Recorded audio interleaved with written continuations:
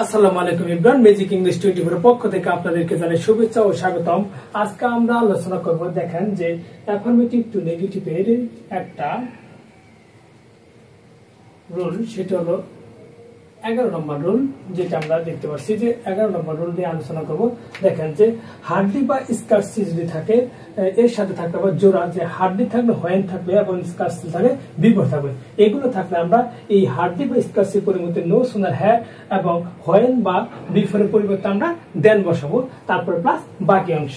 দেখেন যদি আমরা এক্সাম্পল করতে চাই তাহলে দেখেন যে অ্যান্সারটা হবে যে হার্ডলি প্রথমে পেয়ে গেছি আমরা, তার জন্য দেবো কি নো সুনার হ্যাড। তাহলে আমরা প্রথমে নিব নো সুনার হ্যাড, তারপর হলো যা আছে তাই হি রিচ দা স্টেশন। হয়নের পরিবর্তে আমরা কি নেব? হয়নের পরিবর্তে আমরা নেব কি দেন। দেন তারপরে দি ট্রেন লেফট। তাহলে আমরা দেখেন যে হার্ডলির পরিবর্তে নিলাম নো সুনার হ্যাড, তারপর যা আছে তাই, আর এখানে হোয়েনের পরিবর্তে আমরা নিলাম একটা দেন। তারপরে দেখেন যদি আমরা 2 নম্বরে যাই, scarcely had he reached the classroom before the class started. এখন যদি আমরা করি এটা, তাহলে আমরা করব যে স্কার্সের পরিবর্তে no sooner had, no sooner had, তারপরে যা আছে তাই হি রিচড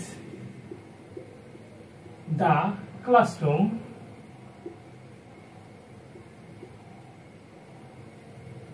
ক্লাসরুম। তারপর আমরা পেয়ে গেলাম একটা কি দেন। বিফোরের পরিবর্তে আমরা দেব কি দেন, তারপরে দি ক্লাস স্টার্টেড।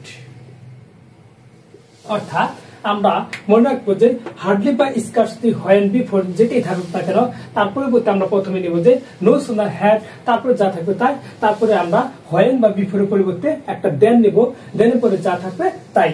আশা করি আপনারা এই hardly scarcely dot dot when before থাকলে এবং যে আমরা নিব যে নো সুনার হ্যাড প্লাস দেন এর ব্যবহার বুঝতে পারছেন।